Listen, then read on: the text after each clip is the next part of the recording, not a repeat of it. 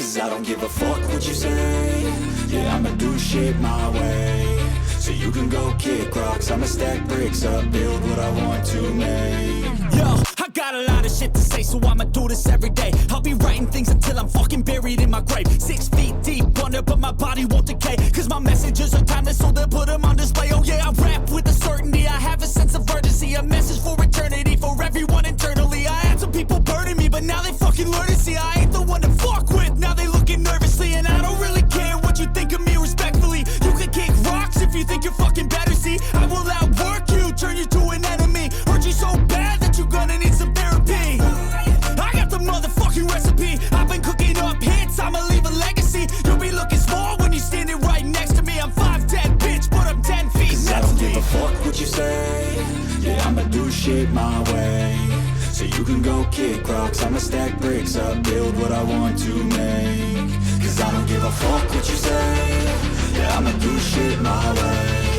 So you can go kick rocks, I'ma stack bricks up, build what I want to make. Yeah, I'ma do it my way.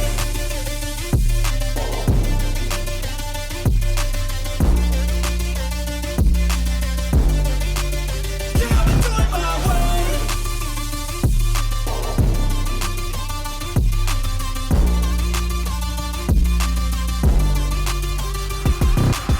I can't contain it, I'm coming out with a statement. You really changed, man, all your music and arrangement. You don't know shit, shut your mouth, you can save it. I'm the same dude that got his come up from the basement. 100 songs, 100 weeks, didn't change it. Experiments, development, intelligence, and patience. I'll do it all again, cause I never feel complacent. Let's keep the good vibes, positivity's contagious. I'm never looking back, cause I made a life that's passionate.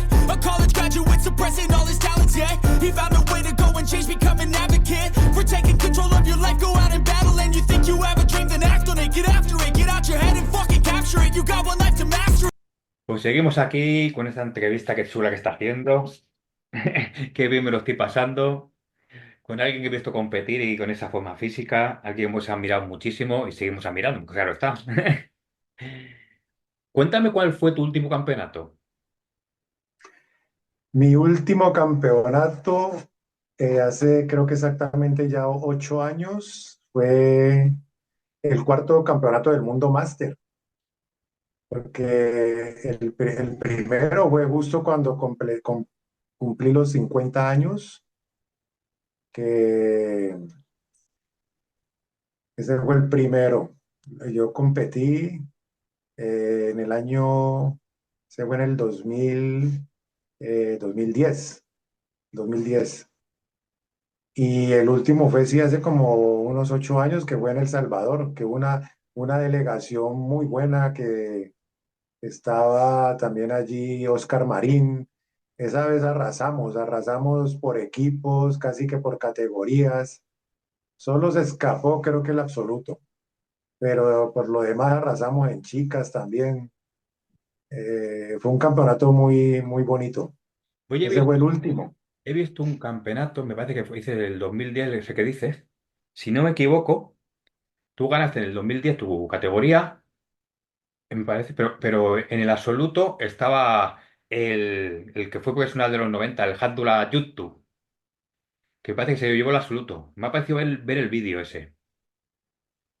Yo con él coincidí, pero todavía estábamos en senior. Y tengo fotos, tengo que buscarlas porque tengo fotos con él, porque también era, digamos que uno de los, digamos, de mis ídolos cercanos, porque teníamos algo en similitud, que era esto de los glúteos rayados, que recuerdo cuando se empezó, eso lo empezó a imponer un americano, René Jambier. Sí, bueno, antes de ver el Jambier, el primero fue Eddie Gaspari. Después de Eddie Gaspari, lo ven el Jambier, que aún los sacó más cortados. Y luego ya Jándula. Jándula ya fue los 90. Sí, Que eso ya Jándula fue mucho más. tuvo mala suerte como profesional, porque era el más seco de todos, junto con Andreas Munzer, eran los dos más secos, pero no le puntuaron bien y se volvió a meter. Sí, otro caso similar, que se hizo profesional y luego regresó, era un egipcio que también se hartó de ganar títulos. Uno de pesos medios, Ah, Mohamed, no, el Malgou. Exactamente, Mabruk.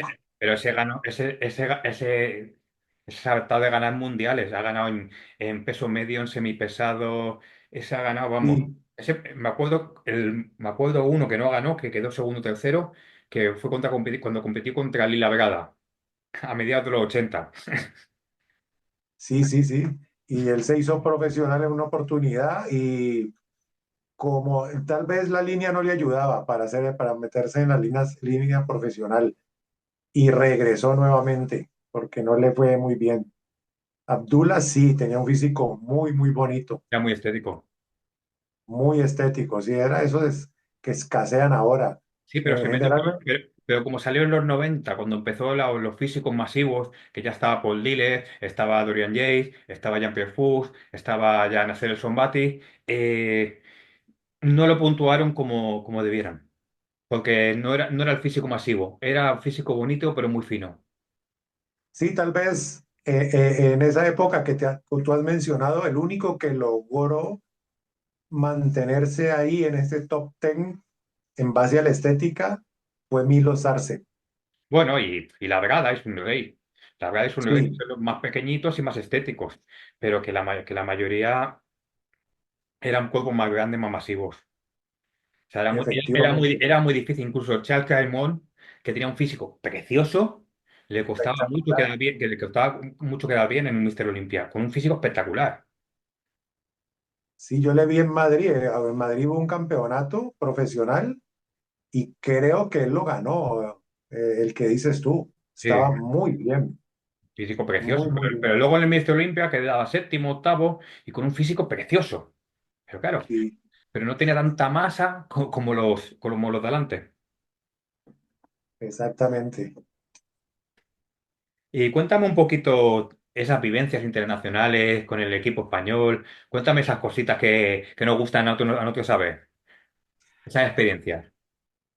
Pues sí, eso digamos que es posiblemente si hubo algo que hizo que no me hiciese profesional, es eso, ese compartir, ese departir, ese ir y venir con los colegas, el paseo en el avión, las cenas de despedida, todo lo que engendran los campeonatos amateur al nivel de la IFBB. En esa época, esa camaradería, el intercambio de números telefónicos y demás, es otro mundo, es totalmente diferente al profesional. Se vive el culturismo. Y hay anécdotas, como se suele decir, a punta de pala con Alfonso, sobre todo, que ya sabes, el Alfonso que es un cachondo empedernido y nos lo pasábamos de bien.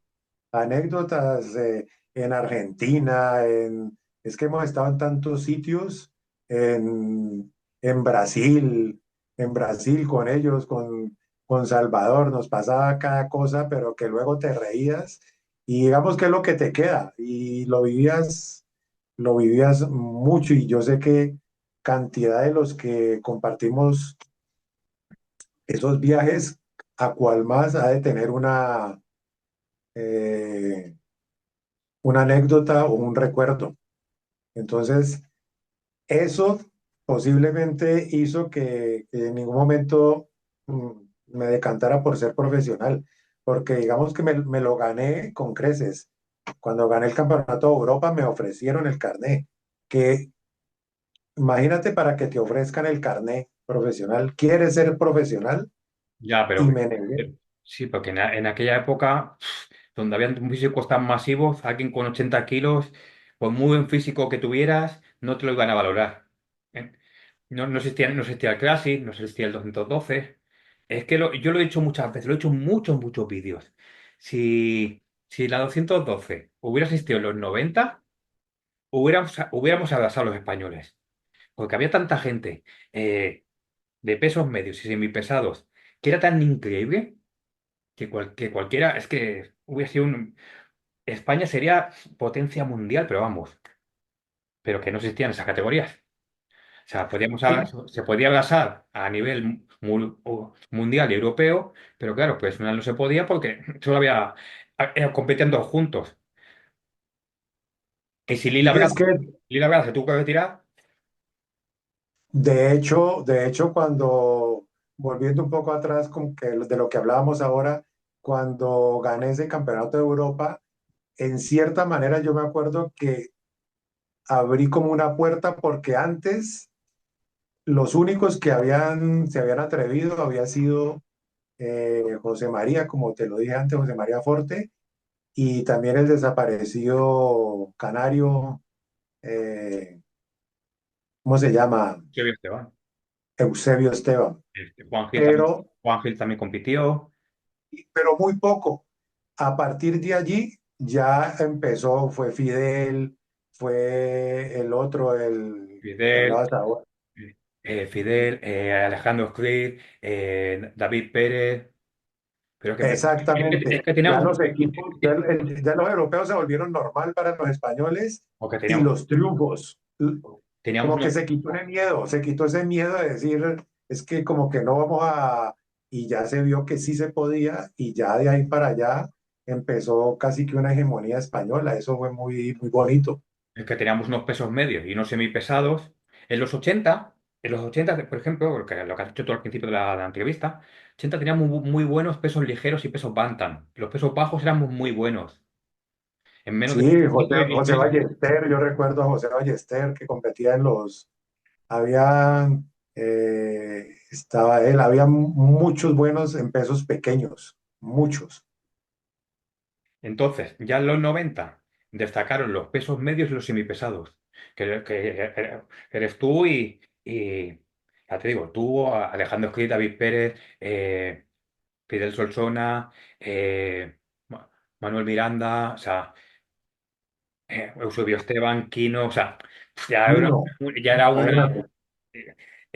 una salvajada de gente de pesos medios semipesados que eran brutales. Sí, sí, sí. Bueno, y José Cano también, que José Cano también muchas veces sale como semipesado y siempre quedaba bien internacionalmente. Con esa Sí, tenía muy línea, buena forma. unas líneas muy, muy bonitas.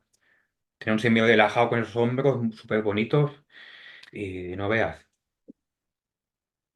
Y con, y con Mincho has competido mucho, ¿no? Ya me has dicho que ya desde el Campeonato de Madrid. ¿Cuántas veces te lo habrías encontrado a Mincho?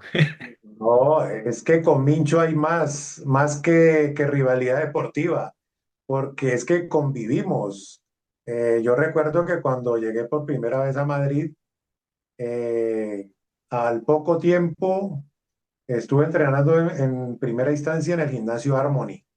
De Sí. hecho, competí en el primer Madrid representando a ese gimnasio, un gimnasio que quedaba en el centro de Madrid. Y ya luego, pues ya me fui poniendo al tanto de los demás gimnasios y un día me invitaron al Paco del Hierro.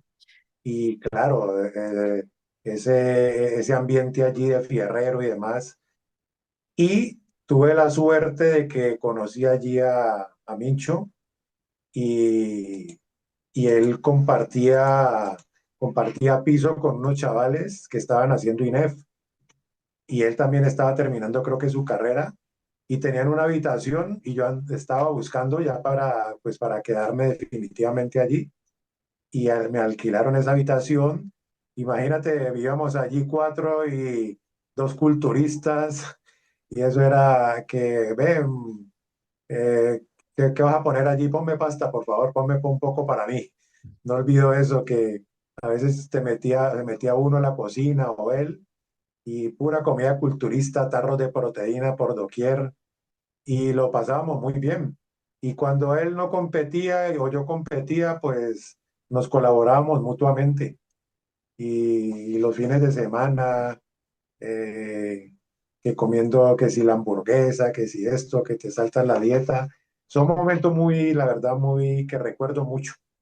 La verdad que nunca me arrepentiré de haberme hecho español.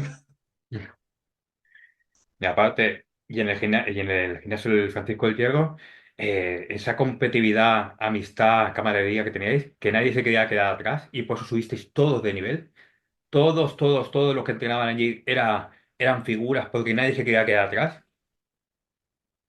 No, el Paco del Hierro, eso yo creo que quedará en los anales del culturismo, porque es que hay historias, yo conservo fotos allí que a veces las subo y yo creo que han de traer nostalgia y recuerdo a muchos porque es ese antiguo Paco del Hierro, donde se forjaron todos esos campeones. Es que si tú pones a hacer un recuento, campeones de Europa desde Junior, con Jesús Azuar, el mismísimo Paco fallecido, lógicamente, también Alfonso y los demás. Y es que Incluso Marco todo el Chacón, que se... incluso Marco Chacón en el 97 estaba ahí. Sí, es que todos los culturistas buenos, así fuese un sábado, pasaban por el Paco del Hierro. Ya, Los, los- Jamí iba muchas veces también a Francisco de sí, Hierro. sí, sí, él era un asiduo de allí, porque allí los sábados eso se formaba casi que un post-down allí. Y todo Silvio también. Si es que es una armada. el Samuel. A ver quién se quedaba atrás ahí, con tantas figuras. Ninguno se quería quedar atrás. Y Y esa competitividad, esa amistad y ese buen rollo que hoy se echa tanto de menos, os hacía a todos superados. O sea, y erais estrellas. exactamente, eso ahora es difícil verlo. Eso ya, Una yo pena, creo una pena, una pena, una quedó pena casi que en los porque recuerdos. Allí incluso era normal un sábado, aparte de ver todas estas figuras que dices tú, unos en preparación, otros no, y armabas una pareja de entreno. ¿Qué vas a tirar? Venga, vamos. Y luego te llegaban digamos, los de media tabla, los que están empezando a surgir o los que van a competir y que todavía no han llegado a ese nivel, pero iban allí a que les viésemos, a pedir la opinión de cómo iban a verse, porque allí decían, aquí sí nos dicen la verdad, porque no es lo mismo que tú estés en un gimnasio donde no hay nivel, pues siempre vas a sobresalir. Allí llegaban y yo creo que conoces el gimnasio, lo conociste, que en los vestuarios era una auténtica sala de posing, con sus luces, que se graduaban y demás, y los chavales terminaban de entrenar y llamaban, por decir así, a los veteranos, a Alfonso, a todos los que estuviésemos allí, y armábamos como un panel de jueces y empezaban a posar allí y a que les dijésemos, pues mira, te falta aquí, tienes que apurar, ¿cuánto te queda? ¿Cuánto te queda para competir? Pues mira, tienes que apretar un poco más o mira que aquí vas. Esos son cosas que hacían parte de eso, ese culturismo. Eso pues ahora yo creo que ya muy, muy difícil. queda algunos resquicios, pero muy poquito. Pero tal como, igual que eso no. Igual que eso no. O sea, lo que tenéis ahí no es aparte. Encima también, cuando venían los profesionales americanos, ¿dónde iban a entrenar? Allí. Exactamente. Es que encima os nutríais de vosotros mismos, entre vosotros mismos. De- eh, os motiváis unos a los otros, viéndoos, pero que encima tenéis a los americanos. Tenéis a los americanos ahí, que los tenéis entrenando. Es que, ¿cómo no Sí, ibais sí, a mejorar todos? yo tengo fotos allí en el gimnasio con Rick Gaspari. Hostia, Allí, entrenando ahí. Estuvo, creo que, no sé, Mike Quinn, Berry de May. Imagínate desde esas épocas. qué Todos pasa. pasaron por allí. Cualquier culturista así de renombre que allí terminaba, iba allí, al menos un entreno hacía allí en ese gimnasio. Eso era muy bonito, la verdad. Qué pasada. Pues cuéntame más anécdotas así chulas. Algo que no sepamos.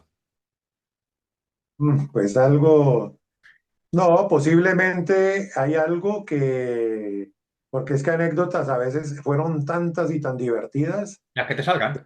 De pronto la que te voy a contar no me hace tanta gracia, pero fue la de lo que causó aquel retiro de casi 10 años de los campeonatos.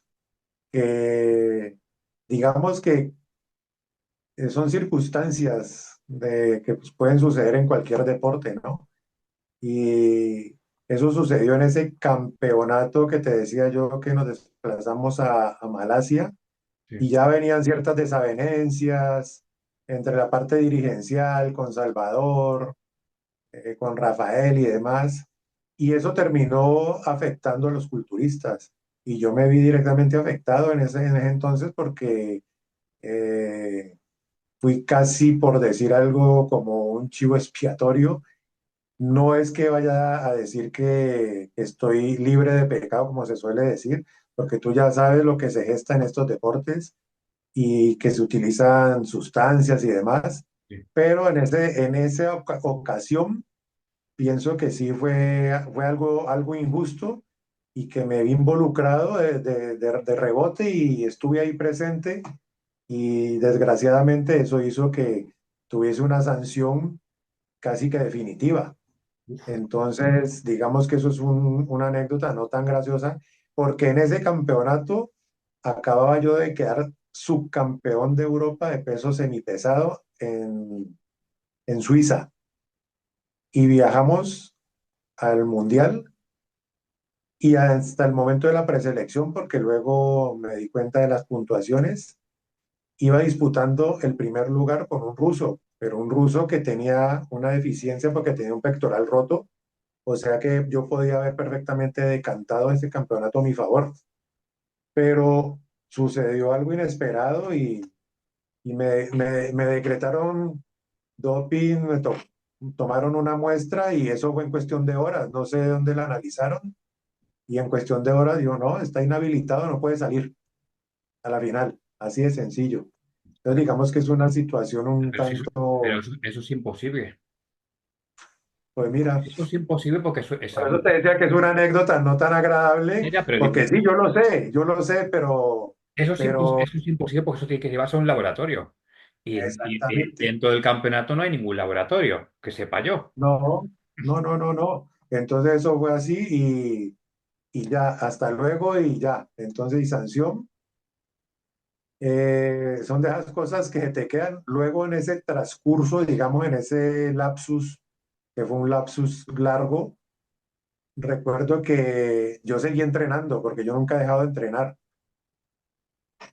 y pues seguí entrenando a mi ritmo y manteniéndome en forma y demás y daba charlas y demás o cuando viajaba a mi país, seminarios de nutrición y demás, seguía y de entrenamiento, seguía entrenando y manteniéndome bien y en un momento me dijo Alfonso, oye, tú, tú te sigues manteniendo en forma, no pesas tanto, pero sigues estando perfectamente.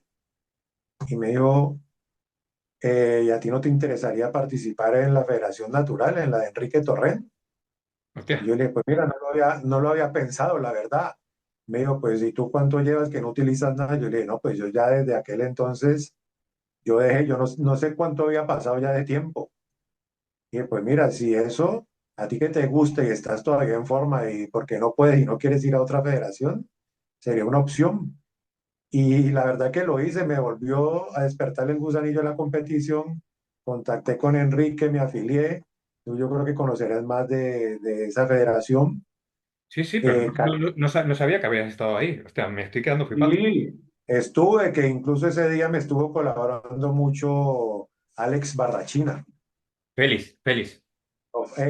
Félix Barrachina, exactamente. Y fui y me inscribí y cumplí con toda la reglamentación. Y esa federación, los amos y señores, ganaban todo. De hecho, ganaron todo menos mi categoría. Y buscaron, esta digamos que es otra anécdota, pero esta sí está a mi favor. Buscaron por todos los medios de que el representante suyo en mi categoría pudiese ganarme, pero no había como manera, no había manera de que me ganase. Y hicieron cantidad de comparaciones cuando ya habían premiado casi la mayoría de categorías y entra Félix, tras bambalinas estábamos prácticamente yo solo, porque ya habían participado casi todo, faltaba solo creo que esa categoría y me dice, pues tío, mira, te voy a decir algo que no te lo vas a creer. Siguen deliberando y dicen que hay un empate, pero ojo, eso te favorece, porque os van a llamar a él y a ti. Y si os llaman a los dos solos, más va a quedar en evidencia él los fallos que tiene al lado tuyo. Entonces tú tranquilo, tú sal, le vas a hacer quedar más en evidencia y tú ya sabes lo que tienes que hacer. Y esa es una anécdota porque, claro, nos llamaron hicieron hasta lo imposible y claro, al llamarnos solos es que no podía de ninguna manera, estaba muy seco y demás, pero la línea era una diferencia abismal.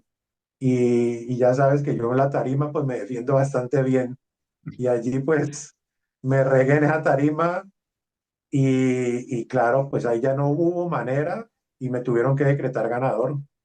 Y esa es una anécdota, pues si la otra fue agridulce, esta sí fue dulce. La otra fue amarga, esta fue dulce. Y me gané ese campeonato de Europa natural.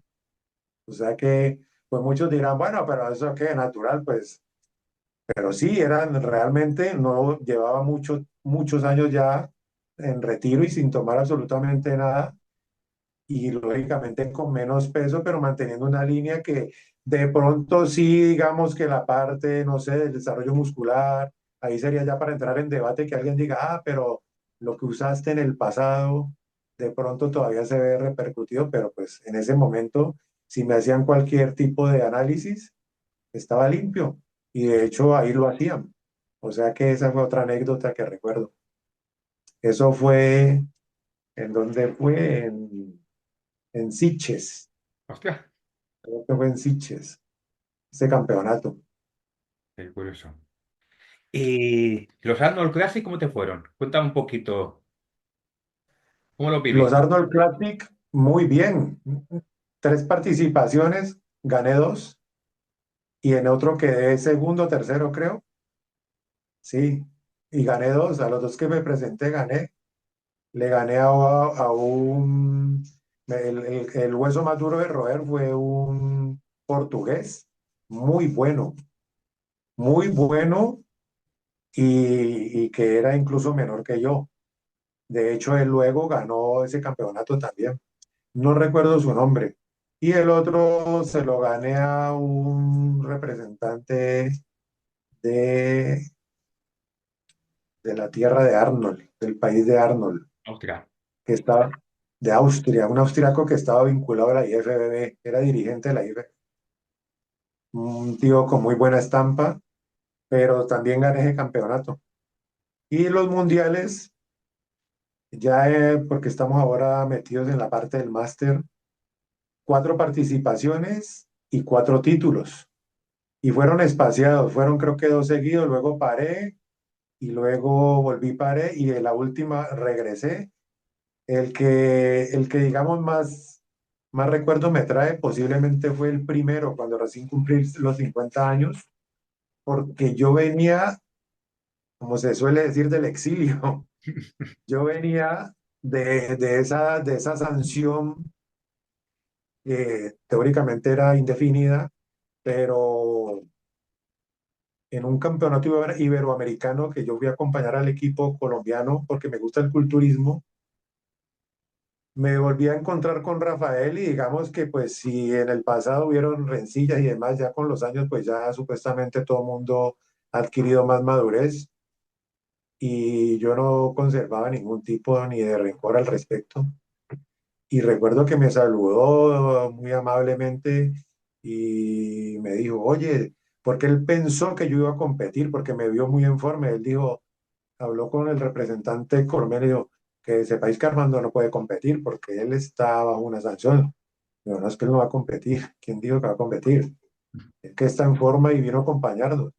Entonces, luego hablamos a solas y me dijo, te mantienes muy bien. Ah, no, es que para mí esto es un estilo de vida, yo sigo entrenando y me gusta y estoy bien. Me dice, pues si tú quisieras ya puedes empezar la carrera como máster, si tú quieres y quieres volver, yo miro a ver cómo hacemos algo con la sanción que ya han pasado 10 años. Yo le dije, ah, bueno, vale, pues si es posible. Y ahí ya empezó otra historia porque ya me preparé, pero habían pasado 10 años y ya sabes que volver, a mí en la IFBB me conocían mucho, todos los presidentes de las federaciones, los jueces, tenía muchas amistades, me valoraban mucho y volver de 10 años, pues ya sabes, no sabes a quién te vas a encontrar y en ese primer campeonato es como volver a desempolvar y que digas, aquí estoy nuevamente. Entonces es difícil volver a irrumpir y decir, bueno, aquí vengo porque yo antes era muy bueno y a ver, denme camino. No, hay otros que ya han hecho ese camino y de hecho pues estaba un inglés y un turco que eran los que venían disputando esa categoría, pues ellos no me conocían, no sabían quién era, porque venían haciendo carrera, imagínate cuántos años, y aparezco yo, entonces yo dije, tengo que ir al 101%. Y hice una preparación espectacular, iba al límite del peso, iba impresionante. Tanto que yo creo que desde la parte del calentamiento, desde el pesaje, pues porque ya sabes, uno va adquiriendo mucha, yo ya había adquirido demasiada experiencia a través de los años. Yo ya sabía manejar un campeonato internacional desde la llegada al hotel. Yo ya sabía a quién saludar, de qué manera hacerlo, sin, sin caer en la exageración, por supuesto. Sabía cómo moverme, sabía el pesaje, sabía porque un campeonato no es solamente en la tarima, el campeonato te lo tienes que ir ganando desde antes, desde el pesaje, tienes que tener un colega que te haga una foto en el momento oportuno para que si estás muy bien, ya empieces a engendrar temor en tus posibles rivales y los vayas deteriorando psicológicamente. Y en eso pues yo era especialista y eso lo hice en ese campeonato En eso y también, yo, en eso también es muy bueno David Pérez. En eso de fijarse en los rivales y todo. y yo yo hacía mucho eso y ya luego pues lo demás, ya en tarima, ya cuando estás clasificado entre los seis y estás en el calentamiento, yo también sabía dónde y en qué momento decirle a alguien que me empezase a hacer fotos, por ejemplo, delante de mis rivales directos, para utilizar un término muy coloquial para acojonarlos. Entonces ya cuando salían al escenario ya iban minimizados y ya el resto pues ya la rutina de poses libres y demás se me daba muy bien Por eso es que y encima eres muy buen poseedor. y ese campeonato recuerdo que yo creo que ellos dirían esto está entre nosotros dos y cuando empiezan a ver en la primera comparación no me llaman porque en la primera comparación generalmente llaman al campeón reinante, o sea, el que ganó el año inmediatamente anterior y el que ya es conocido.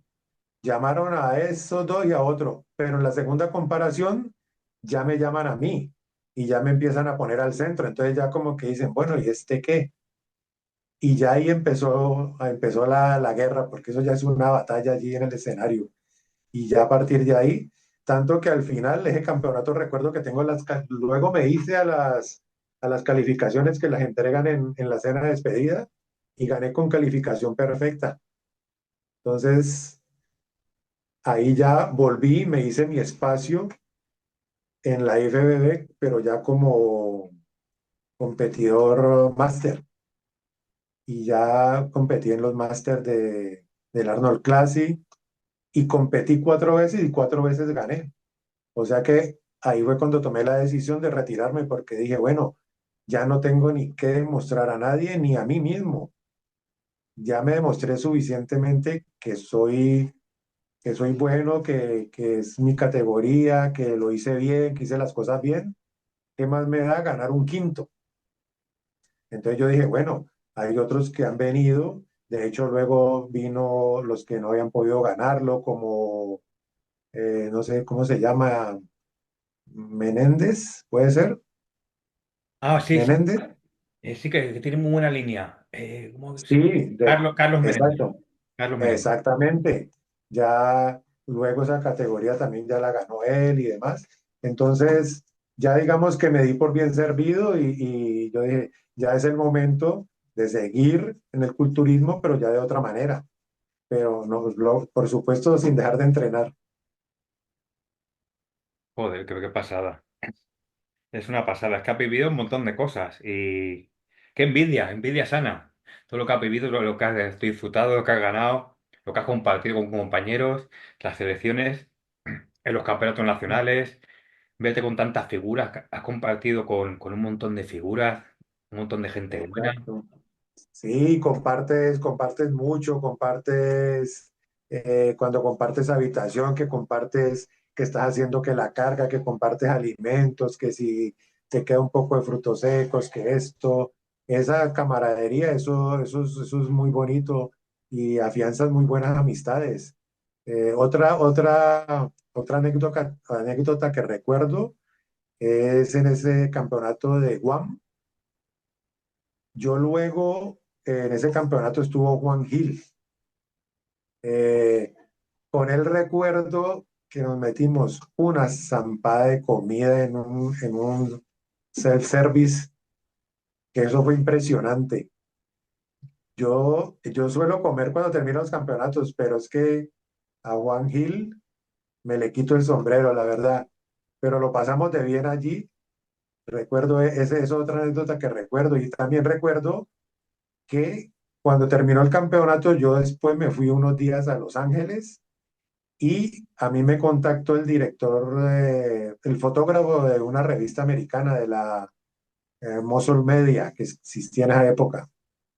Y me dijo, ¿tú de casualidad vas a estar en Los Ángeles? Yo le dije, sí, voy a estar unos días y me dijo, es que me interesaría hacerte una sesión de fotos para la revista. Y claro, allí yo me quedé donde un amigo y contactamos con él y me llevaron al Gold Gym y entré, como se dice, por la puerta grande con el fotógrafo en medio de todas las bestias allí entrenando. Y eso, digamos que allí es muy normal, pero pues para mí no era tan normal porque me sentía como un ídolo. Y ya sabes, llegar con el fotógrafo oficial y te abren las puertas. Mira, que él es subcampeón del mundo, vamos a hacer una sesión de fotografías. Me hicieron fotos con Mike Menzer, con Paul Dillett, Joder. con todos los que estaban allí. Y allí te miran y te admiran porque preguntan, uy, ¿en qué compitió? Ah, oh, campeonato del mundo. Valoran eso, ¿sabes? Entonces son anécdotas muy bonitas también, porque estar allí, que es el gimnasio que tú dices, el Gold Gym, y estoy aquí y me están haciendo una sesión de fotos y que luego la revista llegó a España, llegó a muchos sitios.